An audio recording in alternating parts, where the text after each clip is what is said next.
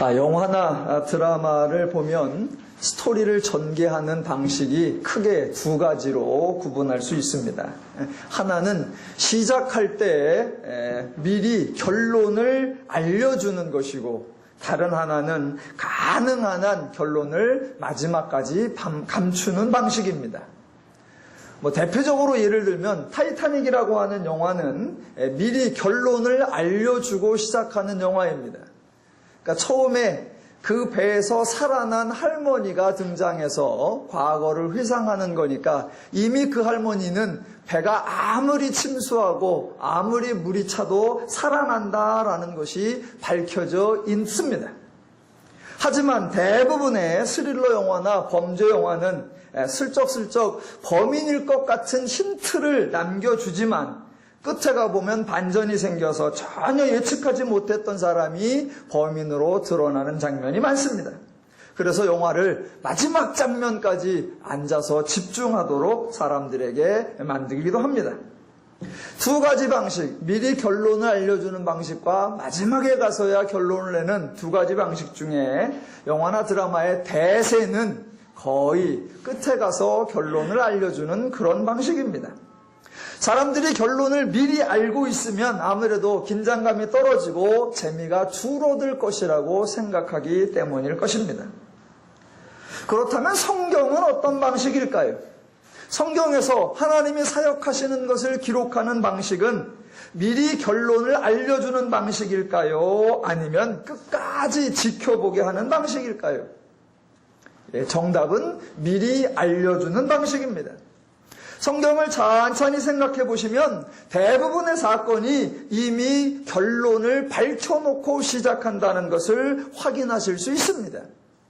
성경의 두세 곳만 실제로 확인해 보면 창세기 6장에 보면 인간들의 악이 포악해서 온 땅의 악이 관영해서 세상에 참으로 험악해졌다라고 나옵니다. 그러면 대부분의 사람들은 와, 도대체 세상이 어찌 되려고 이러는가? 이러다 정말 세상이 망하는 거 아닌가라고 걱정하고 불안해하는 게 일반적입니다. 그러나 성경은 미리 결론을 밝혀줍니다. 창세기 6장 18절로 20절에 이렇게 나옵니다. 너와는 내가 내 언약을 세우리니 너는 내 아들들과 내 아내와 내 며느리들과 함께 그 방주로 들어가고 혈육 있는 모든 생물을 너는 각기 암수 한 쌍씩 방주로 이끌어들여 너와 함께 생명을 보존하게 하라 입니다. 그러니까 아무리 악이 관영해도 누구 보더라도 세상이 곧 망할 것 같을지라도 세상이 끝장나지 않고 인간이 끝장나지 않고 동물이 끝장나지 않고 모든 생물을 보존하게 될 것이다 라는 결론이 나와 있고 실제로 그렇게 증명이 됩니다. 출애굽 사건과 가나안 사건도 마찬가지입니다. 시작하기 전에 이미 결론이 밝혀져 있습니다. 비록 출애굽을 해야 하는 당사자들인 이스라엘도 그 사건을 믿지 않고 그들의 지도자된 모세조차도 그 역할을 하고 싶어하지 않지만 출애굽 사건은 이미 400년 전에 하나님이 약속하셨고 모세를 부르는 그 시점에 이미 결론까지도 선언해버리십니다.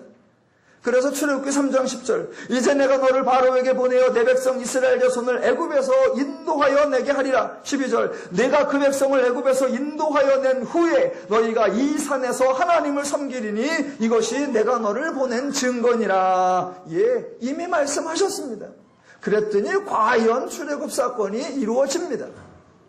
가나안 입성도 마찬가지입니다. 여호수아 1장 3절 내가 모세에게 말한 바와 같이 너희 발바닥으로 밟는 모든 것은 모두 내가 너희에게 주었노니 곧 광야와 이 레바논에서부터 큰 강 유브라데강까지 해쪽 속의 온 땅과 또 해지는 쪽 대해까지 너희의 영토가 되리라. 6절 강하고 담대하라. 너는 내가 그들의 조상에게 맹세하여 그들에게 주리라 한 땅을 이 백성에게 차지하게 하리라.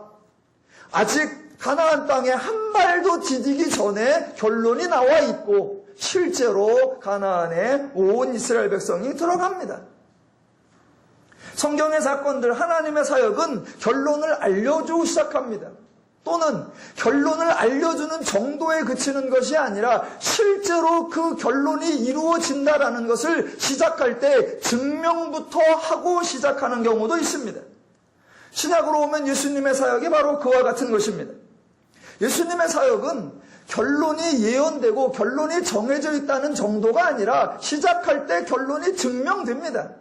요단강에서 침례받고 올라오시자마자 제일 먼저 한 사역이 뭐냐면 성령에게 이끌려 마귀에게 시험을 받는 장면입니다. 마귀와 싸우는 사건, 사단과 싸우는 사건이 복음서의 메인 이벤트로서 맨 마지막에 가서 겨우 이기는 그런 장면이 아니라 예수님이 사역을 하는 첫 장면에서 사단에게 시험을 받으시고 마귀와 싸우는 겁니다. 그것도 한 번이 아니라 3번을. 자그마치 3번의 시험을 거뜬하게 다 이겨버리는 겁니다. 그러니 이미 시작할 때의 사단과 싸움을 3번 다 이겼으니 그 이후의 모든 내용 볼 것도 없습니다. 왜? 마귀보다 더 센 놈이 나올 리가 없고 사단보다 더 센 놈이 나올 리가 없는데 마귀나 사단이나 이미 3번이나 패했으니 예수의 사역은 걱정할 것도 없고 불안해할 것도 없고 확인할 것도 없습니다. 이미 다 분명하게 드러나 있습니다. 아니나 다를까 하나님의 때에 차니까 모든 일이 하나님의 말씀대로 이루어지는 겁니다. 자, 제가 영화의 방식을 예로 들으면서 성경은 결과를 미리 알려주는 방식이다라고 소개를 드렸습니다. 결과를 알려주는 방식이라는 방식적인 측면에서는 영화나 성경이 유사한 것이 있지만 내용상으로는 완전히 다릅니다. 어떻게 다르냐면 세상의 영화나 드라마는 결과를 알려주는 방식을 사용하기는 하는데 그것은 언제나 이미 지나간 사건, 이미 끝난 사건, 이미 과거의 사건을 다룰 때에만 가능한 방식입니다. 감추어진 것을 알려주는 것도 아니고 모르는 것을 알려주는 것도 아니고 다른 결론이 발생할 수 있는 여지가 있는 것도 전혀 아닙니다. 이미 밝혀져 있고 누구나 다 알고 있습니다. 지나간 일이고 끝난 일이니까 그냥 끝난 일, 기왕 아는 일이라면 애시당초부터 밝혀놓고 시작하자. 대신 그 결론에 도달하기까지가 어떤 내용이 있었는지를 조금 더 드라마틱하게 하자. 그런 방식을 사용할 뿐입니다. 어떤 영화나 어떤 드라마라도 아직 발생하지 않은 일이나 아직 완료되지 않은 일에 결론을 내고 시작하는 영화는 성립할 수가 없습니다. 하지만 성경의 방식, 하나님의 방식은 이미 지난 사건, 끝난 사건, 과거의 사건이 절대로 아니었다는 겁니다. 하나님은 모든 사건을 완성하신 후에 회상하시면서 하나님 말씀을 하는 것이 아니라 그 말씀을 하실 때 그 말씀을 받는 당사자들에게는 모두가 미래의 사건이었고 아직 완성되지 않은 사건이었고 장차 어떤 변수가 생길지 어떤 결론이 이루어질지 아무도 모르는 사건이었는데 그런 사건의 결론을 밝혀놓고 시작하신다라는 겁니다. 그러니까 이러한 성경의 방식은 세상에서는 절대로 사용할 수 없고 오직 하나님만 사용하실 수 있는 방식이라는 겁니다. 왜? 인간은 자기의 삶조차도 분별해내지 못하고 감당하지 못하지만 하나님은 인간의 삶을 주관하시고 역사를 섭리하시기 때문에 하나님은 그 방식을 사용하실 수 있다라는 것입니다. 그게 하나님의 원리요, 그게 하나님의 방식이라면 저와 여러분이 하나님의 자녀요, 하나님께 속한 사람들이라면 하나님의 뜻과 원리와 방식을 따르는 사람들이라면 저와 여러분의 삶 속에도 그 하나님의 원리와 하나님의 방식이 적용되고 있어야 한다는 겁니다. 저와 여러분은 이미 죄를 이긴 사람들입니다. 네, 다시 할 뻔했습니다. 저와 여러분은 이미 죄를 이긴 사람들입니다. 결론이 나와 있습니다. 죄를 이겼고 성도가 되었고 의인이 되었고 하나님의 자녀가 되었고 하나님의 나라의 유업을 이미 받았습니다. 이미 모든 것이 이루어졌고 이 결론은 취소되거나 변경되지 않습니다. 물론 저와 여러분의 삶 가운데 신앙생활이 약해질 수도 있고 종종 시험에 들 수도 있고 배교의 위험에 빠질 때가 있고 죄에 미혹당하는 경우 수없이 발생할 수 있습니다.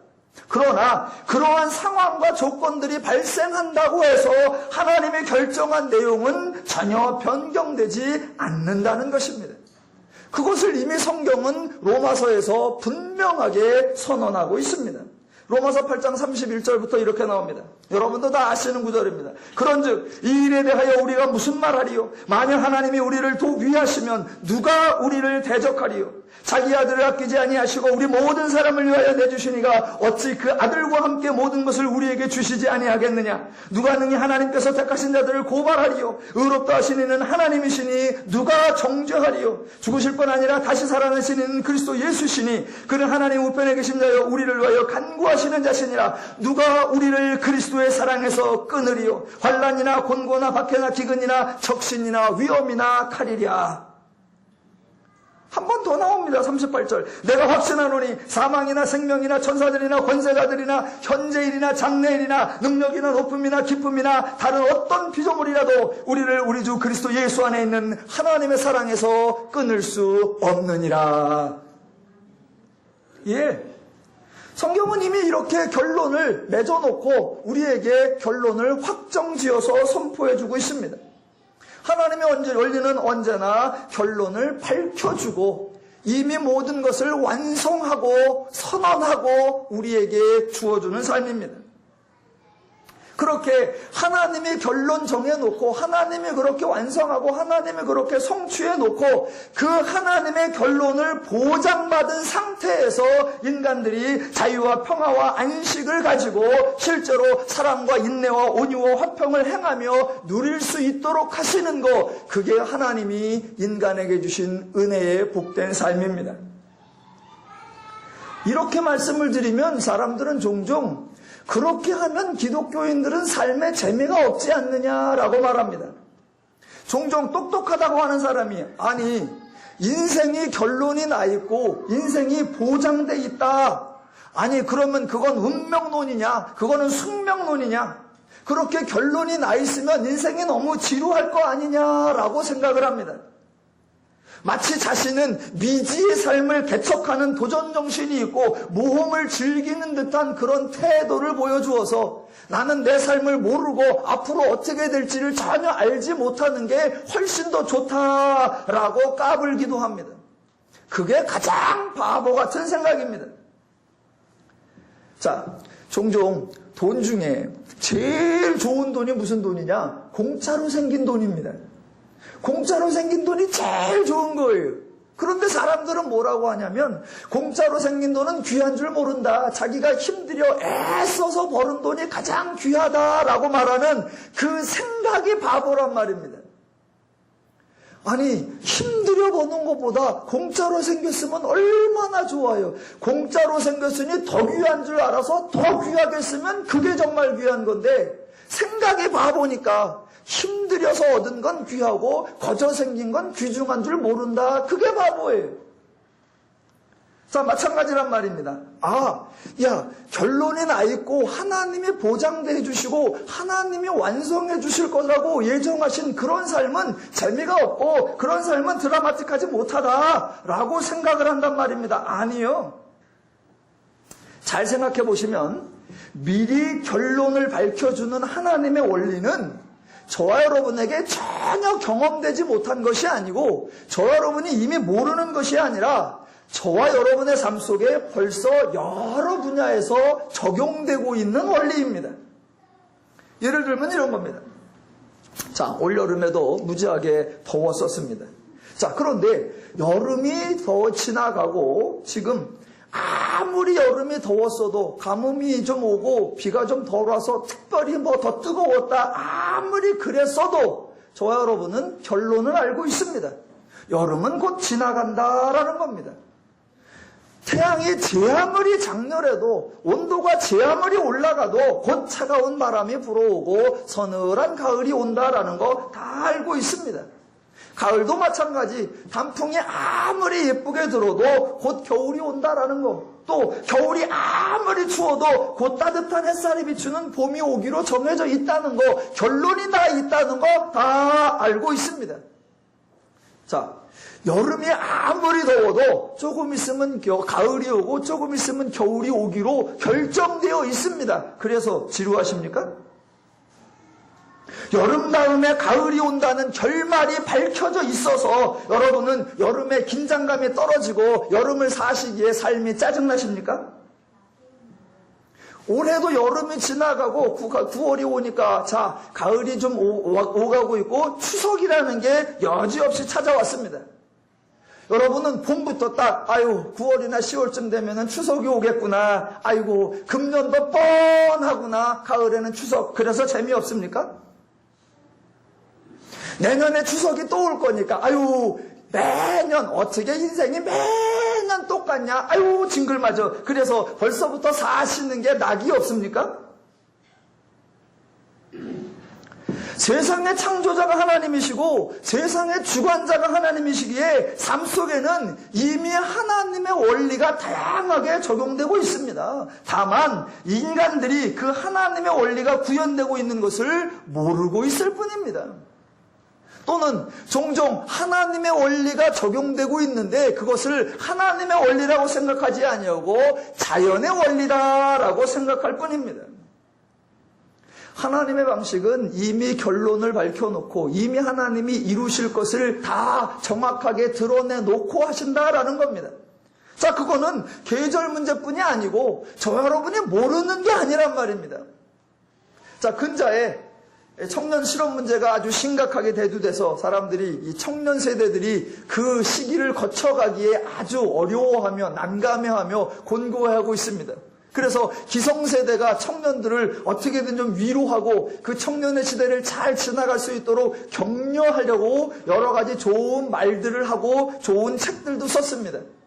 자, 힘들어하고 어려워하는 아파하는 청년 세대들에게 그것이 늘 아픈 것이 아니고 늘 힘든 것이 아니라 너에게 조금 더 나은 삶, 내가 이 시절을 겪어나갈 수 있어서 너에게 더 좋은 삶이 온다라는 것을 격려해주는 유명한 말이 있습니다.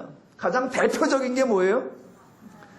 아프니까 청춘이다, 그것도 있습니다. 그러나 그거보다 더 분명한 거, 예외 없이 이 과정도 지나가게 되고 이 과정도 극복하게 되고 이 과정은 나아지게 될 거다. 뭐예요? 이 또한 지나가리라. 다 알잖아요. 결론 나와 있잖아요. 결론 나와 있어서 신경질 나십니까? 다 밝혀져 있어서 지루하고 짜증나고 화나십니까?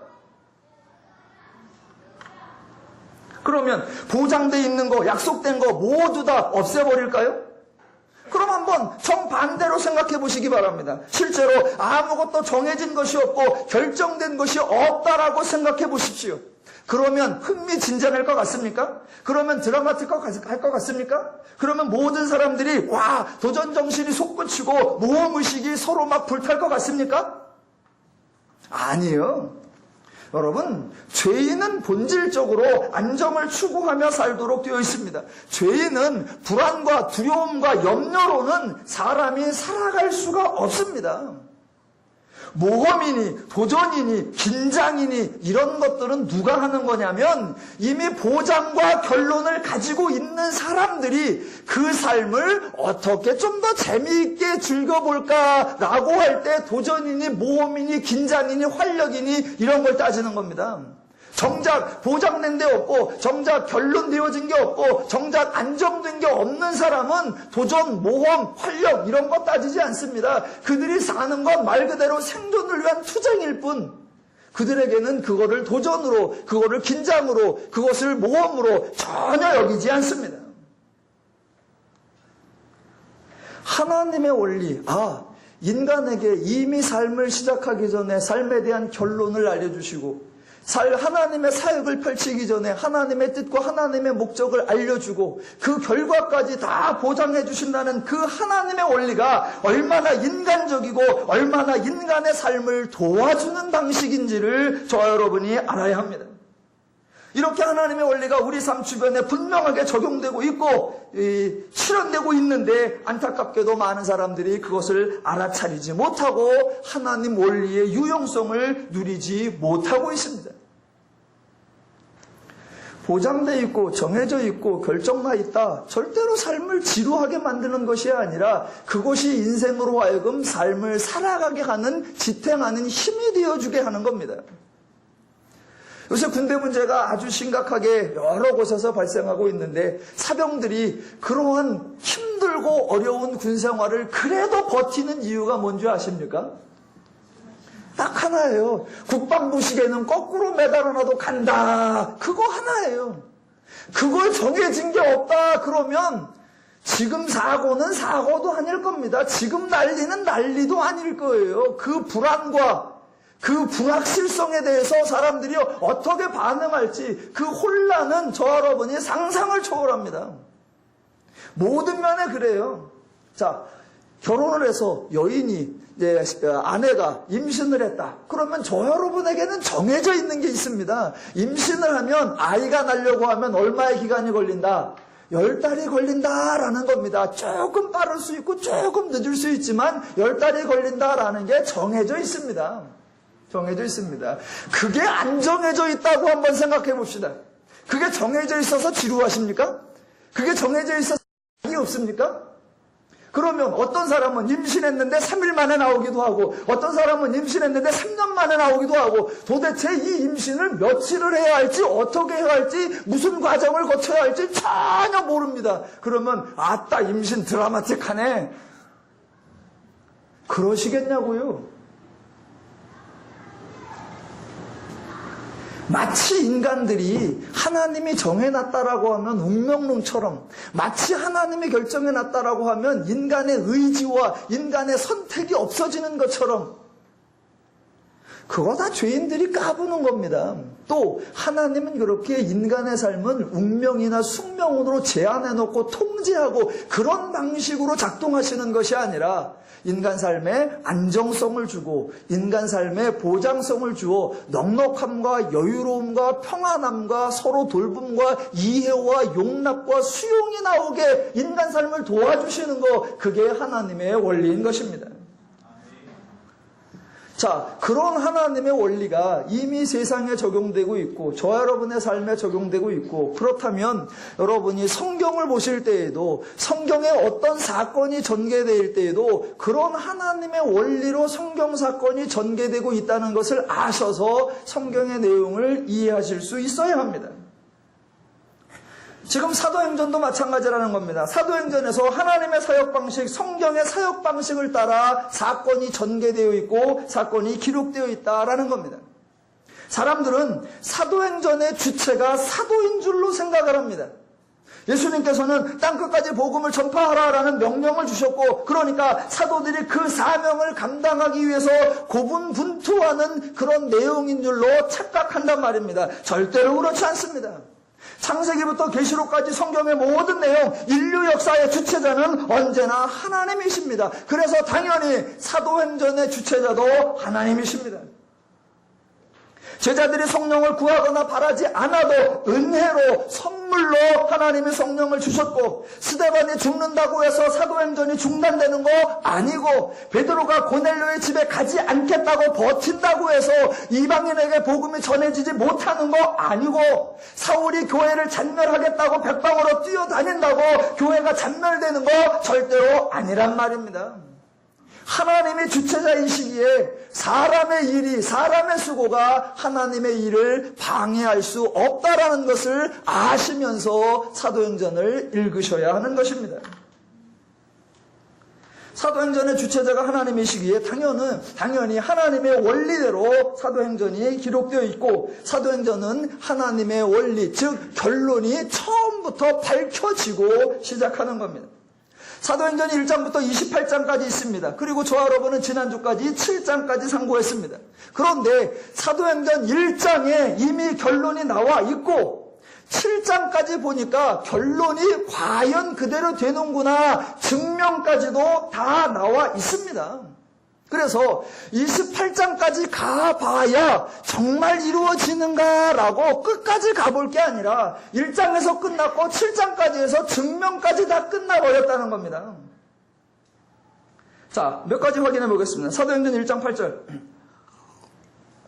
예수님이 승천하시기 전에 제자들에게 약속하고 선언하신 것이 그거였습니다. 오직 성령이 너희에게 임하시면 너희가 권능을 받고 예루살렘과 온 유대와 사마리아와 땅끝까지 이르러 내 증인이 되리라 하시니라.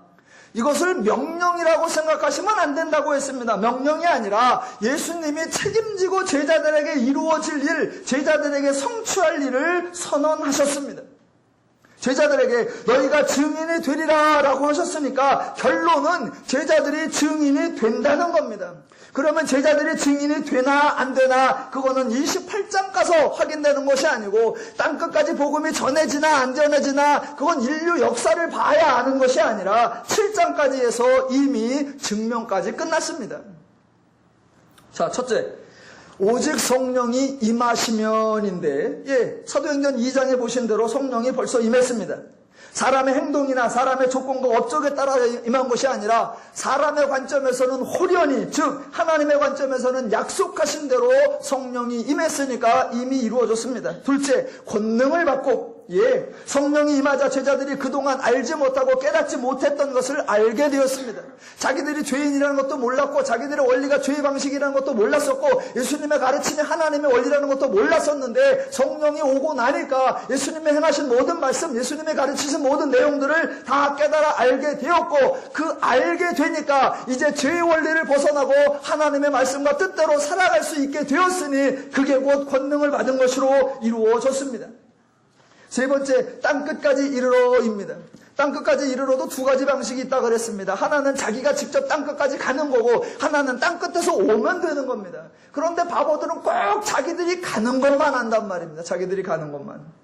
그래서 지금 우리가 5대양 6대주에 어디까지 갔다는 둥, 어느 민족까지 갔다는 둥, 어느 언어까지 갔다는 둥, 이제 어디까지 가야 된다는 둥, 그 생각만 한단 말입니다. 아니요. 그런데 사도행전서는 이미 성령이 임했을 때에 천하 각국으로부터 사람이 왔다라고 했습니다.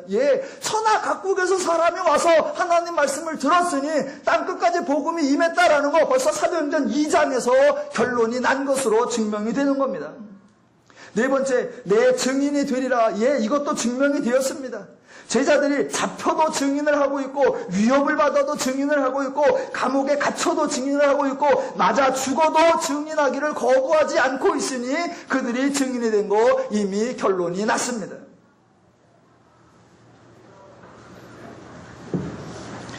자, 그러니까 이미 모든 결론이 1장에서 결론이 선언되고 7장까지 해서 결론이 증명되었기에 사도행전은 벌써 끝입니다. 그럼 이제 8장부터 28장까지는 무슨 내용이 나오나요? 새로운 내용 없습니다. 이미 하나님이 이루신 내용이 이제 어느 지역에서 다시 이루어지나 어떤 사람에게 어떻게 반복되나 그 다양한 장소와 다양한 인물이 바뀔 뿐 하나님께서 하시고 하나님께서 이루는 일은 벌써 끝이 났습니다. 그래서 사실은 여기서 사도행전 강해를 끝내도 돼요. 왜? 하나님이 하시는 게 증명까지 끝났으니까. 그런데 28장까지 써 있으니까 우리가 좀 더 해보십시다. 그럼 또 어떤 분이 이렇게 궁금해 하실 겁니다. 아니, 결론이 1장에서 선언됐다라고 하면 그럼 2장에서 증명이 끝나야지 왜 7장까지가 와서 증명이 끝났다고 합니까? 7장에서 증명이 끝났다고 주장하는 근거가 뭡니까? 라고 저에게 질문하실 수 있습니다. 그 대답은 뭐냐? 7장에 스데반의 죽음 사건이 있다라는 것입니다. 왜 그게 증명의 완결이냐면 보십시오. 하나님의 뜻, 하나님의 능력, 하나님의 권세를 대적하는 가장 강력한 대적자가 누구냐? 사단이고 그 사단이 사용하는 가장 강력한 무기가 뭐냐? 바로 사망입니다. 과연 하나님이 구원하신 성도, 하나님이 구원하신 교회가 죄를 이길 수 있는가? 하나님의 뜻과 하나님의 약속이 성취될 수 있는가? 그것을 증명하려고 하면 성도나 교회가 죄의 권세, 사단의 권세인 사망의 권세를 이길 수 있는가? 그것을 증명해 보여야 합니다. 그게 스데반 사건이에요. 스데반은 죽음을 강조하는 사건이 아니라 스데반의 삶을 강조하는 것입니다. 어떻게 죽었는가를 말하려고 하는 것이 아니라 어떻게 살았느냐를 말하려고 하는 겁니다. 스데반이 이미 얻은 성도의 삶, 이미 얻은 하나님의 자녀의 삶, 이미 얻은 구원받은 삶을 그 어느 것과도 바꾸지 않았다는 것을 보여주는 겁니다. 이미 은혜의 삶, 복받은 삶을 절대로 버리지 않았다는 것, 자신의 삶이 가장 귀하고 좋다는 것을 부인하지 않았다는 것, 자유와 평화와 안식과 행복을 얻었기에 다른 무엇인가를 더 얻을 것이 있다고 생각하지 않았다는 것, 이미 자신이 성취자여 완성자여 행복자였기에 자신을 죽이는 사람들을 불쌍히 여기고 긍휼히 여길 수 있었다는 것. 그래서 사망의 하나님의 가장 강력한 대적자인 그 사단의 가장 강력한 무기인 사망도 스데반을 꺾을 수 없었다는 것이 더 이상 성도된 사람들에게 회방거리란 존재할 수 없다라는 것이 증명됐다는 겁니다.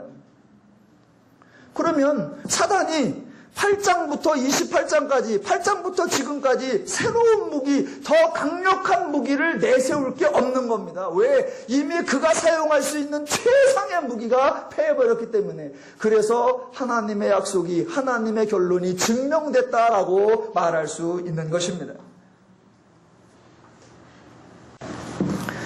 기독교는 정말 좋은 종교고 정말 멋있는 종교고 정말 인간을 위한 종교고 인류에게 너무 유익한 종교인데 죄인들이 모르는 것은 고사하고 성도들조차도 기독교에 대해서 알지 못하는 것이 오늘날 기독교의 가장 큰 비극입니다. 자, 제가 지금 7장까지가 사도행전의 결론이 나와 있고 결론이 증명까지 끝났다 그랬습니다. 하나님이 이미 이루셨다, 하나님이 완성하셨다라는 거. 그렇게 말씀을 드리면 또 그렇다면 8장부터는 이제 내용이 확 달라지겠구나라고 예상을 합니다. 예, 맞아요. 8장부터 내용이 확 달라져요. 그런데 엉뚱하게 예상을 한단 말입니다. 하나님이 이기고 하나님이 승리하고 하나님이 결론 났고 하나님이 이미 증명까지 했다고 하니까 이제 8장부터는 박해받는 모습이나 고난받는 모습이 아니라 승리자의 모습으로, 강자의 모습으로, 권세자의 모습으로 등장하겠구나라고 예상하시면 큰 착각이라는 겁니다. 그게 기독교에 대해서 모르는 겁니다. 복음서에서 예수님이 사망 권세를 이기고 부활하셨단 말입니다. 그런데 세상 사람들은 그것을 중요하게 여기질 않습니다. 왜 여기지 않냐면 사망 권세를 이겼다는데 뭐가 달라졌는데? 예수가 부활했다고 해서 세상에 뭐가 달라졌는데? 로마가 달라지기를 해서 사회 구조학이 없어지기를 해서 빈곤이 퇴치되기를 해서 질병이 없어지기를 해서 경제가 나아지기를 해서 예수가 사망 권세 이겼다는 게, 예수가 부활했다라는 게 도대체 뭐야? 그렇게 생각합니다. 사도행전에서도 마찬가지. 하나님의 말씀이 결론이 미리 드러났고 그 결론이 옳다라는 것이 증명이 끝났다. 그래서 뭐가 달라졌지? 모든 성도들이 뭐를 놓치냐면 죄와 인간의 관계, 인간과 하나님의 관계에 나타난 기독교의 내용을 모두 놓쳐버리고 있는 겁니다. 예수는 죄를 이겼는데 오늘날 안타깝게도 성도들은 세상을 이기려고 하고, 사도행전의 교회는 죄를 이겼는데 안타깝게도 오늘날 교회들은 세상을 이기기를 원합니다. 하나님은 죄를 이김으로 말미암아 인간의 삶 중에 사랑과 희락과 화평과 오래 참음과 자비와 양성과 충성과 온유와 절제의 열매가 드러나도록 하셨는데 사람들은 그걸 모릅니다. 죄를 이김으로 성령의 열매가 맺어졌고 성령의 열매가 나타남으로 인간 삶 속에 자유와 평화와 행복이 이루어졌는데 그것을 알지도 못합니다. 그러니 무엇을 이겼는지를 모르니까 무엇을 얻었는지를 모르고, 무엇을 얻었는지를 모르니까 무엇을 누려야 할지를 전혀 모르고 있다라는 겁니다. 그러니까 사도행전 7장, 사도행전 8장은 하나님의 관점으로 보면 정말 멋있는 장면이고 정말 재미난 장면입니다. 그런데 하나님의 관점이 아니고 죄인의 관점으로 보니까 정말 두려운 장면이고 정말 걱정되는 장면처럼 나타납니다. 자, 사도행전 오늘 본문 8장 가보겠습니다. 하나님의 관점으로 보면 정말 재미있습니다. 그런데 세상의 관점으로 보면, 죄인의 관점으로 보면 참 불편합니다. 2절. 그날에 예루살렘에 있는 교회에 큰 박해가 있어 사도 외에는 다 유대와 사마리아 모든 땅으로 흩어지니라. 외형적으로는 세상이 이긴 것처럼 보인단 말입니다. 유대교는 박해를 하고 성도들은 박해를 받고 있으며, 유대교는 주도권을 계속 유지하고 있고 성도들은 삶의 터전에서 쫓겨나고 있습니다. 3절은 더 심합니다. 사울이 교회를 잔멸할새 각 집에 들어가 남녀를 끌어다가 옥에 넘기니라. 자, 이런 구조를 보시면 무슨 마음이 드십니까? 안타까우십니까? 긍휼히 여겨주십니까? 이런 구조를 보면서 막 안타까워가지고 너무 속상해가지고 너무 불쌍해 하시는 그런 마음을 가지시면 안 됩니다. 그거는 지금 7장까지 해서 하나님의 역사를 이루셨다는 거, 완성을 증명하셨다는 걸 전혀 모르기 때문에 그런 걱정과 불안과 안타까운 마음이 드는 겁니다. 저 여러분은 8장을 읽기 전에 두 가지를 알고 계셔야 됩니다. 첫째, 성도들은 자신의 존재와 자신들의 삶에 대해서 죄의 원리가 아닌 하나님의 마음과 기준과 가치와 방법이라고 하는 전혀 새로운 인식체계를 가지고 있었다라는 거 하나 하고, 또 다른 하나는 그런 하나님의 자녀의 삶, 성도의 삶을 죄가 절대로 이길 수 없다라는 거, 그걸 저 여러분은 알고 있어야 됩니다. 그래서 이런 구절을 읽을 때 도리어 저 여러분은 안타까워하거나 속상해하거나 불안해하거나 아파하는 것이 아니라, 성도들이 저렇게 고난을 받는구나 슬퍼하는 것이 아니라, 지금 박해를 하고 있는 사울을 보시면서 여러분은 혀를 차야 합니다. 마치 사울이나 유대교가 하는 행동들을 보면서 인생 중에서 어른이 아이를 쳐다보듯, 마치 모든 것을 다 알고 있는 성숙한 사람이 뭣도 모른 채 난동을 피고 있는 어떤 젊은이를 바라보는 그러한 모습으로 이것을 이해하면, 그러면서 하나님의 원리를 알면 그 다음 장면도 예상이 충분히 돼야 합니다. 자, 어떻게 예상이 되냐면 앞에서 보세요. 지금 성도들이나 제자들이나 교회들에 대한 박해는 이미 사도행전 4장부터 시작됐습니다. 그런데 자, 사도행전 4장부터 시작됐는데 4장 1절에 이렇게 나옵니다. 제사장들과 성전 맡은 자와 사두개인, 5장 17절에 보니까 대제사장과 그와 함께 있는 사람, 즉 사두개인들의 당파, 6장 12절 백성과 장로들과 서기관들이라고 나옵니다. 그러니까 박해를 하는데 특정인이 나오는 것이 아니라 그냥 그 당시에 주도적인 세력이 나옵니다. 그랬는데 8장으로 넘어오니까 1절에 사울은 그가 죽임당함을 마땅히 여기니라. 3절 사울이 교회를 잔멸할세 각 집에 들어가 남녀를 끌어다가 오게 넘기니라. 8장부터는 특정인의 이름이 등장한단 말입니다. 특정한 사람의 이름이 거론되면서 그 사람이 유독 기독교를 박해하고 유독 하나님 믿는 사람을 잡아들이고 유독 죄의 원리로 행한다라는 게 드러난단 말입니다. 그럼 저 여러분은 9장쯤 넘어가면 이 사울에게 은혜가 올 거다, 저주가 올 거다? 은혜가 올 거다라고 예측이 되는 겁니다. 또 그렇게 망나니처럼 뛰는 사람이 좀 있으면 망나니로 끝난다, 목사가 될 거다? 다 아는 거예요. 다 아는 거예요. 그래서 그동안은 유대인이니 장로니 서기관이 그렇게만 나오고 사람 이름이 안 나오더니 8장에 사울 이름이 딱 나오더니 아니나 다를까 9장에 딱 들어가서 다메섹 도상에서 사울이 예수님을 만나고, 이제 15장 넘어가면 사울이 온 세상을 돌아다니며 복음 전하는 거. 그 하나님의 원리를 알면 성경이 팍팍 보여요. 자, 더 재미난 거 볼까요? 자, 종종 세상에서 교양을 쌓는다고 성경을 교양서적으로 읽는 분들이 종종 있습니다. 그분들이 교양을 위해서 성경을 읽으려고 이렇게 읽어보면 성경이 아주 이상한 책처럼 여겨진다는 겁니다. 그분들이 하는 말, 성경은 도대체 종잡을 수가 없다. 성경은 어떻게 보면 뜬금없기도 하고 가끔은 엽기적이기도 하다. 또 성경은 어떻게 하나님이라는 분이 졌다면서 앞뒤도 그렇게 안 맞냐, 이런 말씀을 종종 하십니다. 얼핏 보기에는 그렇게 보여요. 구약에는 하나님의 사랑의 하나님이다, 은혜의 하나님이다, 자비의 하나님이다. 그래 놓고는 땅을 갈라져서 죽여버리고 뱀이 나와서 물어서 죽여버리고 온 사람이 다 무너져 버립니다. 그게 무슨 사랑이야? 그런 또 갈등이 나오고, 복음서에서 보면 예수님이 하나님이시고 오병이어를 해야겠다, 바람과 바다를 잔잔하게 했다 막 그러는데 정작 자기는 채찍질에 맞아서 십자가에 맞아 죽어요. 뭐가 하나님이 그래? 또 사도행전에 와보면 정말 재밌단 말입니다. 오늘 8장 볼게요.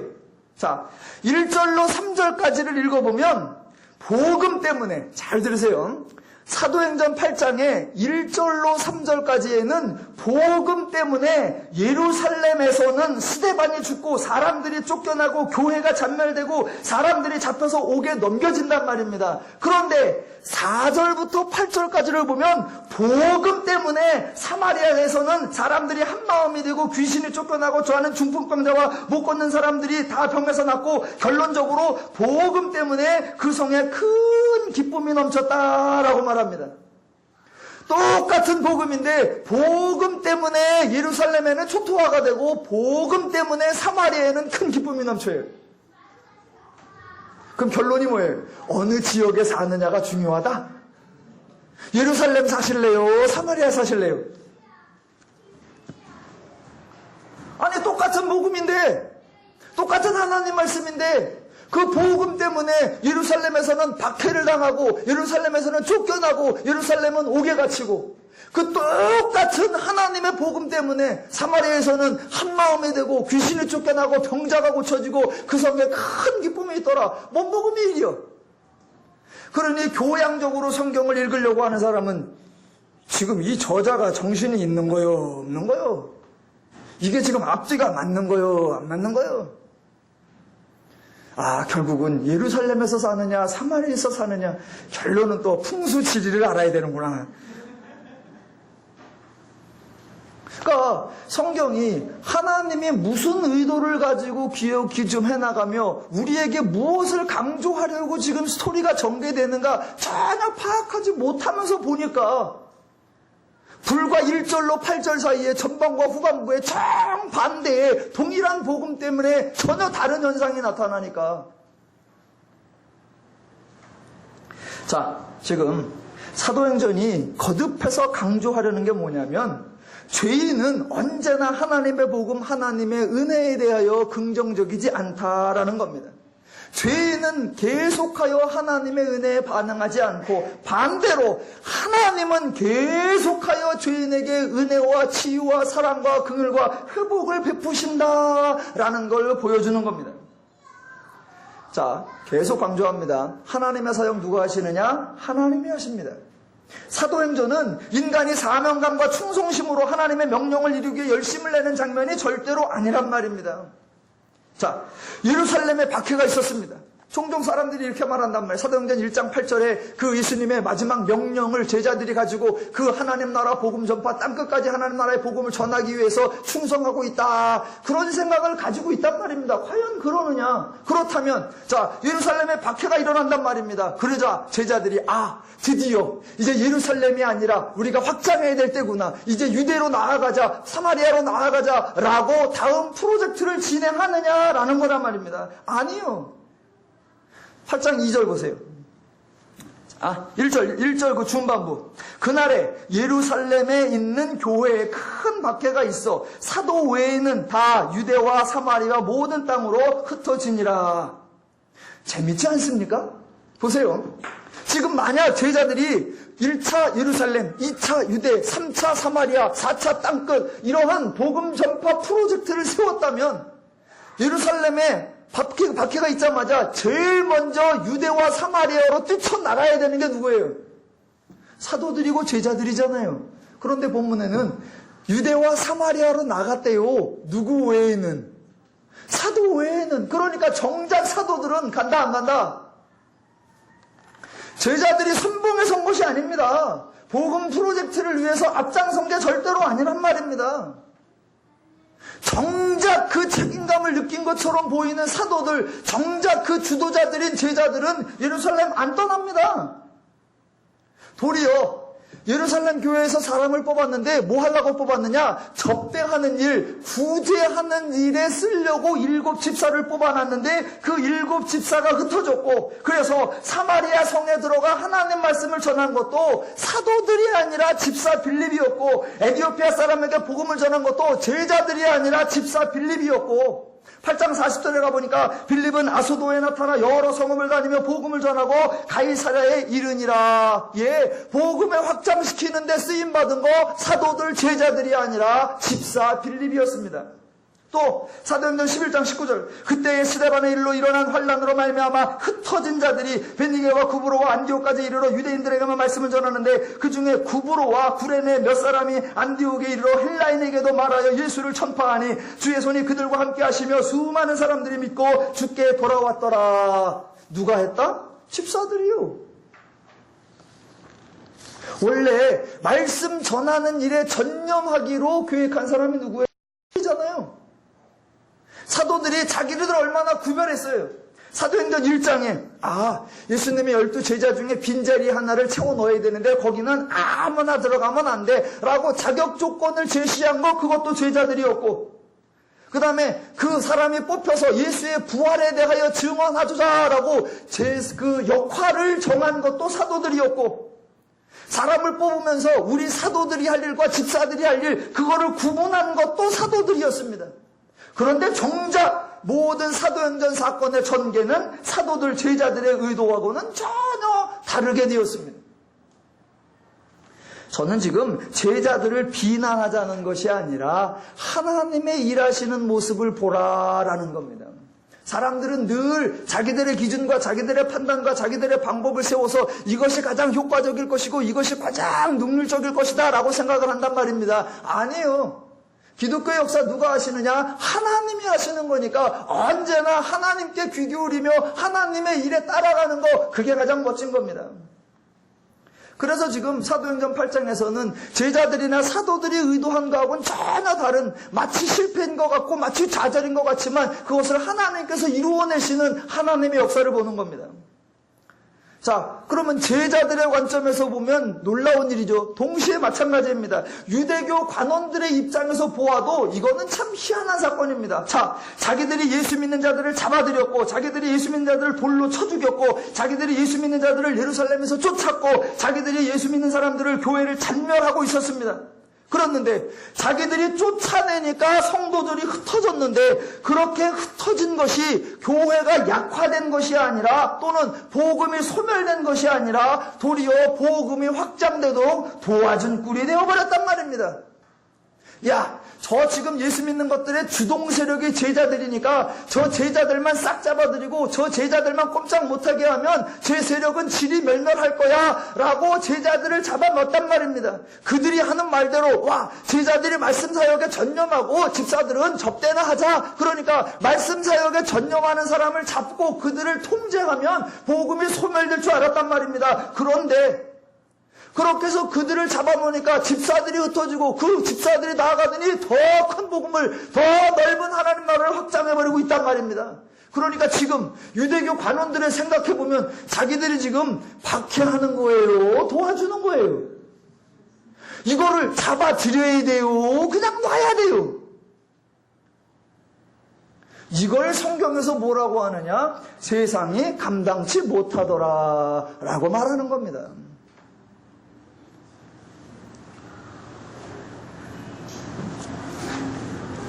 고대 기독교 문헌에 AD 2세기경에 한 설교자가 있었습니다. 그 설교자가 복음을 전하다가 로마에서 잡혀서 감옥에 들어갑니다. 감옥에 들어가니까 이제 황제가 그 사람을 잡아들이라고 해서 잡았으니까 황제는 저놈을 드디어 잡았군 그러고 있습니다. 그랬더니 그 밑에 있던 도승지가 황제에게 가서 한마디를 합니다. 폐하, 실수하신 겁니다. 왜? 그랬더니 저놈을 잡아들여서는 안 됩니다. 왜 그러느냐? 쟤를 잡아들이면 그래서 감옥에 쳐놓으면 감옥에 있는 애들과 24시간 붙어 있지 않습니까? 그러면 같은 방에 있는 애들이 완벽하게 제자화됩니다. 저는 그렇게 잡아놓으면 안 됩니다. 그랬더니 그래? 그럼 제자화를 못하게 그럼 걔는 독방에 쳐넣어라. 폐하, 걔는 독방에 넣으면 절대로 안 됩니다. 왜? 걔는 독방에 넣으면 드디어 하나님과 깊은 교제할 시간이 됐다고 해서 24시간 묵상과 기도를 하고 있어서 영성이 훨씬 배가 됩니다. 그러니까 쟤는 독방에 넣어놓으면 안 됩니다. 그래요? 그러면 그냥 풀어라. 폐하, 쟤를 풀어놓으면 안 됩니다. 쟤를 풀어놓으면 가는 곳곳마다 복음을 전하여 온 땅이 복음화될 위험이 있습니다. 그러면 어찌하냐? 냅두셔야 됩니다. 세상에 감당치 못하더라가 이런 거예요. 물론 제자들이 그걸 의도하거나 제자들이 그걸 계획하거나 인간들이 그걸 비전을 세운 적이 없습니다. 그러나 인간들이 할 때마다 하나님이 이 모양으로 도우시고 저 모양으로 역사하셔서 언제나 그런 결과가 만들어지게 하십니다. 지금 성경은 유대교인들은 나쁘고 제자들은 착하다, 그렇게 사람을 구분하려고 하는 것이 아닙니다. 유대인이나 제자들이나 모두가 동일한 죄인들이었습니다. 그래서 유대인이나 죄인들, 제자들 똑같습니다. 물론 제자들이 달라진 모습을 보였는데 그 달라진 모습은 제자들이 다른 사람이어서가 아니라, 제자들이 지혜로워서가 아니라 하나님이 제자들을 구원하시고 하나님이 제자들을 도우신 하나님의 사역의 결과다라고 선언하는 겁니다. 마찬가지로 성경은 지금 예루살렘이나 사마리아를 비교하려고 하는 것이 아닙니다. 예루살렘 사람들은 나쁘고 악질이고 사마리아 사람들은 순하고 착하다라고 구분하는 게 절대로 아닙니다. 얼핏 보기에는 사마리아가 매우 긍정적인 것처럼 보입니다. 5절, 빌립이 사마리아 성에 내려가 그리스도를 백성에게 전파하니 무리가 빌립의 말도 듣고 행하는 표적도 듣고 보고 한 마음으로 그가 하는 말을 따르더라. 여기서 따르더라라는 말은 믿었다, 순종했다, 받아들였다 그런 의미가 아닙니다. 주시하다, 감시하다, 집착하다, 집중하다라는 겁니다. 저게 뭔 말일까? 따라가도 되나라고 이렇게 곰곰이 계산해보고 있는 그런 겁니다. 그러니까 사마리아 사람이라고 특별히 잘 믿었던 게 아닙니다. 결론이 어떻게 나냐면 제자들이라고 특별히 순종하고 특별히 거룩한 영성이 있어서 큰 이루어져 있었느냐? 아니요. 사마리아 사람들이라고 순수하고 그들이라고 마음이 깨끗해서 복음을 잘 받아들였냐? 아니요. 제자들이 하나님을 알던 모르던, 사마리아 사람들이 복음을 믿든 안 믿든 하나님께서 제자들을 통해, 하나님께서 빌립을 통해, 하나님께서 백성들을 통해 표적도 행하고 많은 사람들에게 붙었던 귀신도 내쫓고 중풍병자와 못 걷는 사람도 낫게 하고 하나님께서 그 성에 큰 기쁨이 있게 하시더라라는 겁니다.